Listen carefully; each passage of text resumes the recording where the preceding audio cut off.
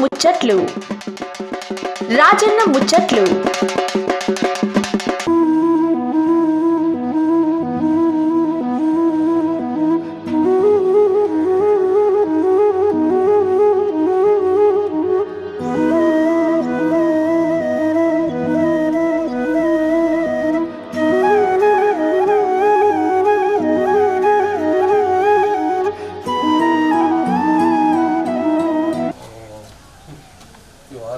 లేదా కొంత కొడుతుంది వాళ్ళ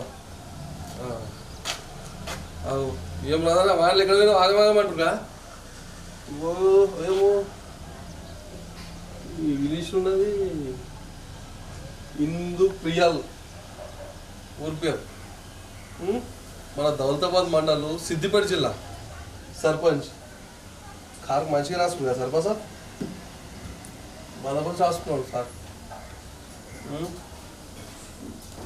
కొత్తగా ఉన్నట్టు ఎప్పుడు ఉన్నాడేమో సర్పంచ్ అయినా కూడా అంటున్నాడు సర్పంచ్ సార్ ఇక పోయి అడుగుదాము ఇక పేరు చెప్పంటారు కదా మేడం పేరు స్వాతి అన్నమాట అన్న పేరు స్వామి ఇద్దరు చేస్తుంటే తయారవుతుంది కదా సురువైతుంది పేరు ఇక ఊర్లో మంచి పేరు ఉన్నది చూసిగా గుళ్ళు గోపురాలు చూసిగా అన్ని చూసుకొని వచ్చామాట ఇక వానపడ్డ కానీ మనం పోటీ వచ్చినాం రాదన్న ఊరు పెద్దగా ఉన్నది దీనికి అక్కడ దిగొస్తామాట అంత దిగి వచ్చి వచ్చినాము ఇక అన్న లోపల ఉన్న జరిగి ముచ్చట పెడతా ఇలా అడిగి అని తెలిపోదు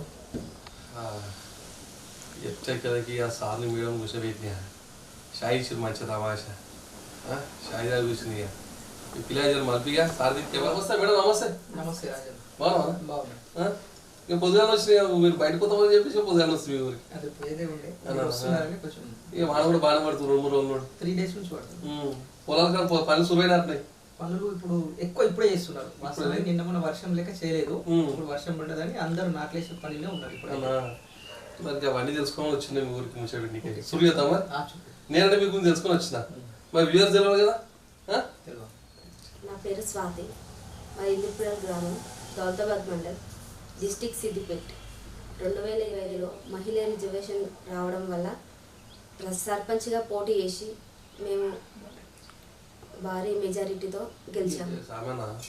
మరి రాజకీయ ప్రాసం ఎట్లా సులువైందన్న వెనకటికి మన కుటుంబ సభ్యులు రాజకీయం చేస్తే మీరు వస్తారన్న రాజకీయంలోకి ఇంతకుముందు అయితే మా వాళ్ళు మా కుటుంబ సభ్యులు ఎవరు రాజకీయంలో లేరు. ఒకసారి మా అమ్మ సర్పంచ్గా పోటీ చేసి ఓడిపోయింది, రెండోసారి మా అన్న ఎంపీటీసీగా పోటీ చేసి గెలిచిండు, మూడోసారి మాకు ముదిరాజు నుంచి ఇప్పటి వరకు మా గ్రామ పంచాయతీలో సర్పంచ్ ఎవరు లేరు. ఒకసారి ప్రయత్నం చేద్దామని గట్టిగా కొట్లాడితే మా వాళ్ళంతా సహకారంతో బయటపడినాం తెలిసి. అయితే మనకి రాజకీయ స్ఫూర్తి అంటే ఇంతకుముందు మాకు దగ్గరి అన్నలాగా తమ్ములాగా బంధువులాగా సోల్పేట రామలింగారెడ్డి ఉండే, అతనితో పాటే మా ప్రయాణం ఉంటుండే. గ్రామానికి వస్తే మా చైర్మన్ సాబ్ ఉంటాడు వెంకటరెడ్డి, అతను అడుగుజాడలే నడుస్తుంటాడు. ఆయన అన్నిటికీ అనుకూలంగా స్టార్టింగ్ నుంచి మనకి బీఆర్ఎస్. అంతకు ముందు మా నాన్న టీడీపీలో ఉండే, టీడీపీ తర్వాత డైరెక్ట్ టీఆర్ఎస్ టు బీఆర్ఎస్ అందులో కొనసాగుతున్నాం. కానీ మొన్నటి ఎలక్షన్ లో మాత్రం ఉమ్మడిగా అన్ని పార్టీల సభ్యులు మాకు సపోర్ట్ చేశారు. బీజేపీ వాళ్ళు కానీ, యువకులు కానీ, కాంగ్రెస్ వాళ్ళు కానీ అన్ని పార్టీలు మాకు ఏకగ్రహంగా సపోర్ట్ చేశారు. ఇంత తమాషా మాట్లాడుతున్నావు, చదువు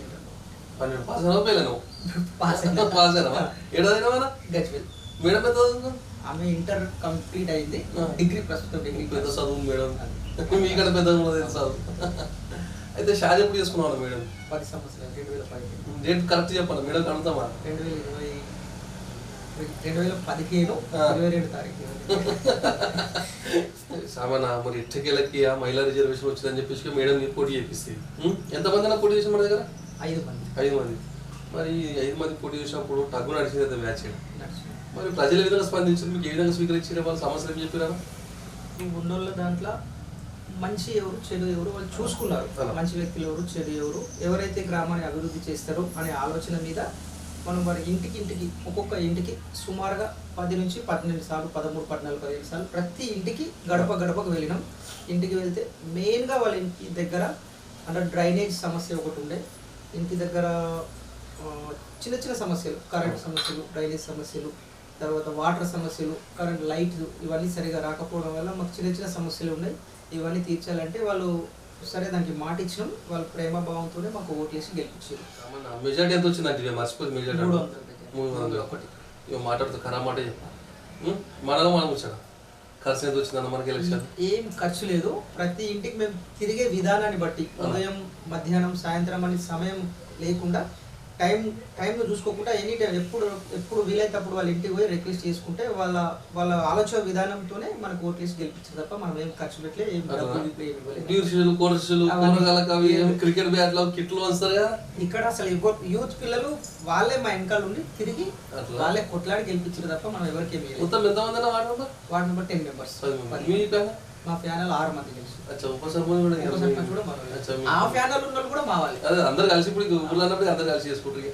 ఎలక్షన్ టైంలో 2-3 days అంతే, తర్వాత అందరు కలిసిపోయి. మరి ఇంత మంచి మెజార్టీ వచ్చింది. మెజార్టీ వచ్చినాక ఎటువంటి కార్యక్రమాలు సులువైన గ్రామంలో ఫస్ట్ అయితే మనకి స్కూల్కి ప్రహరీ గోడ లేకుండే ఎన్ఆర్జిఎస్ ద్వారా ప్రహరీ గోడ వచ్చింది. వచ్చిన ఒకటే నెలకు ప్రహరీ గోడ కట్టేసినాం. తర్వాత నెక్స్ట్ ఒక సీసీ వచ్చింది, ఒక 5 lakhs. ఇమీడియట్లీ సీసీ వచ్చేసినాం. ఒకటే నెలలో సీసీ కూడా వచ్చేసినాం. తర్వాత నెల వచ్చేసి జీపీ ఫండ్ నుంచి అంటే ఎన్ఆర్జిఎస్ ద్వారా అండర్ గ్రౌండ్ డ్రైనేజ్ చేసినాం. ఆ తర్వాత గ్రామంలో 2-3 సార్లు మందు దోమలకు సంబంధించి వ్యాధులు ఏది రాకుండా దోమలకు సంబంధించిన మందు పిచికారీ చేసినాం. తర్వాత రీసెంట్గా ఒక ఎక్కువ అమౌంట్ ఖర్చు పెట్టి ప్రతి మోరీ గ్రామంలో ఎన్ని మోరీలు ఉన్నాయో అన్ని వార్డులలో అన్ని మోరీలు క్లీన్ చేయించేసి తర్వాత హాస్పిటల్లో చెత్త చెదారం ఉంటుంది, పిహెచ్సి ఉంది, దాంట్లో కూడా క్లీన్ చేసి గ్రామంలో ప్రతి వార్డు పరిశుభ్రంగా చేసే ప్రయత్నం చేసినాం కూడా. మళ్ళీ కొన్ని వార్డులలో సరిగా వాటర్ సప్లై లేక మోటార్స్ అవసరం ఉండే 2-3 మోటార్లు తీసుకొచ్చి ఒకటి ఎస్సీ వాడకరికి ఒకటి, గ్రామ పంచాయతీ హై స్కూల్లో ఒకటి, తర్వాత ఇంకోటి ఎస్సీ వాడల 2-3 సింగిల్ బేస్ మోటార్ తెచ్చి దింపి నీళ్లు సప్లై చేసినాం వాళ్ళకి. ప్రస్తుతానికైతే వాటర్ సమస్య ఏం లేకుండా క్లియర్ అయింది. మా గ్రామానికి 24 ఇందిరమ్మ ఇండ్లు వచ్చినాయి. దాంట్లో 17 మంది కట్టుకుంటున్నారు. మిగతా వాళ్ళు మాకు ఇప్పుడు వీలు కాదంటే అవి పక్కన పెట్టేసినాం. తర్వాత చౌరస్తా నుండి మాచినపల్లి చౌరస్తా వరకు రోడ్డు గుంతలు ఉంటే సొంత నిధులతో అక్కడ నుండి ఇక్కడ వరకు ట్రాక్టరు జేసీబీ పెట్టి మొరం పోసి రోడ్ క్లీన్ చేసినాం. రోడ్ కూడా ఇప్పుడు ఓకే అయిపోయింది. తర్వాత గొల్లపల్లి నుండి మనకి గొడుగుపల్లి వరకు రోడ్డు చెట్లు ఉన్నాయి, కొమ్మలు ఉన్నాయి, బస్సుకు టచ్ అవుతున్నాయి అంటే సైడ్ చెట్లు క్లీన్ చేసి బస్సు రావడానికి కావాల్సిన ప్రయత్నం చేసినాం. సొంత డబ్బుతో ఏమైనా కార్యక్రమం చేసి ప్రస్తుతానికి సొంత డబ్బులు అంటే పెద్దగా ఏం అమౌంట్ పెట్టలేదు. మా గ్రామంలో ప్రతి సంవత్సరం సీతారామచంద్ర స్వామి వారి ఉత్సవాలు జరుగుతాయి. దాంట్లో ఎప్పుడెప్పుడు ఒక పెద్ద మనిషి నిర్వహిస్తుండే, కొన్ని అనివార్య కారణాల వల్ల ఆయన నిర్వహించలేదు. మన గ్రామస్తులు అందరూ తలా కొంత డబ్బులు వాళ్ళ కింద చూస్తే అంత ఇచ్చారు. మేము కూడా ఒక 30,000 రూపాయలు ఇచ్చి ఆ ఉత్సవాన్ని ఘనంగా నిర్వహించాం. ప్రతి సంవత్సరం అట్లే ఆ ఉత్సవం నిర్వహిస్తామని చెప్తున్నాం. మాట్లాడుతూ గతంలో మన కేసీఆర్ సార్ 10 సంవత్సరాలు ముఖ్యమంత్రి ఉండే మనకు. ఈ కిత్తలో కాంగ్రెస్ ప్రభుత్వం వచ్చినాక రేవంత్ సార్ ముఖ్యమంత్రి. మనకి ఇద్దరి మధ్య వ్యత్యాసం చెప్తా ఉన్నా ఈ సంక్షేమ పథకాల మధ్య. కేసీఆర్ గారు 10 సంవత్సరాలు వర్క్ చేసిండ్రు ముఖ్యమంత్రిగా. అయితే మెయిన్గా మా గ్రామానికి నీటి సమస్య ఉంటుంది. కొన్ని సంవత్సరాల నుంచి అంటే ఒక 20-30 సంవత్సరాల నుంచి బాగా నీటి ఎద్దడి ఉండే.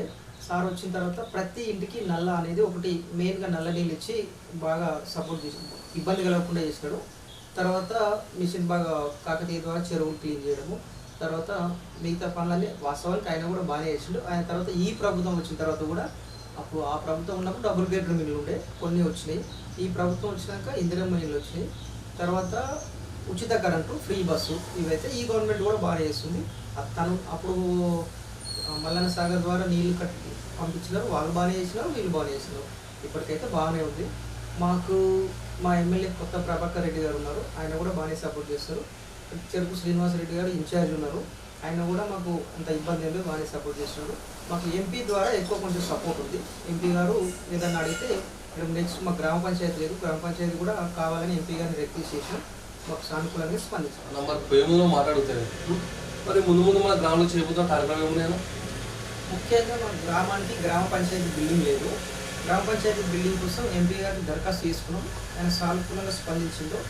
ఫస్ట్ ఒక గ్రామ పంచాయతీ బిల్డింగ్ కావాలి, తర్వాత 2 అంగన్వాడీ కేంద్రాలు కావాలి, తర్వాత ఓపెన్ డ్రైనేజ్ ఒక 500 నుంచి 1000 మీటర్ల ఓపెన్ డ్రైనేజ్ కావాలి. ఇవన్నీ అడిగినాము. తర్వాత మాకు పల్లె దవాఖానా శాంక్షన్ అయింది, దానికి కూడా నిధులు కావాలి. తర్వాత ప్రస్తుతానికైతే మెయిన్గా అవే ఉన్నాయి. అండర్ గ్రౌండ్ డ్రైనేజ్ కూడా అవసరమే ఉంది, దాన్ని రిక్వెస్ట్ చేసినాం, సార్ వాళ్ళు ఇస్తా అన్నారు. ఇంకా కొన్ని ఇందిరమ్మ ఇళ్ళు కావాలి. శ్రీనివాస రెడ్డి గారిని కూడా రిక్వెస్ట్ చేసినాము. ఇంకొక 10-15 ఇందిరమ్మ ఇళ్ళు కావాలని రిక్వెస్ట్ చేసినాము. అవి కూడా ఇచ్చే పొజిషనే ఉన్నది. ఇంకొకసారి చేసి ఆ రిక్వెస్ట్ ద్వారా ఆయన కూడా అడుగుతాము. తర్వాత ఎక్కువ ఎంపీ గారి నుండి మాకు నిధులు కావాలని ప్రయత్నం చేస్తున్నాం. జరిగే మంచి మంచి చెప్పాను పోయేస్తాను.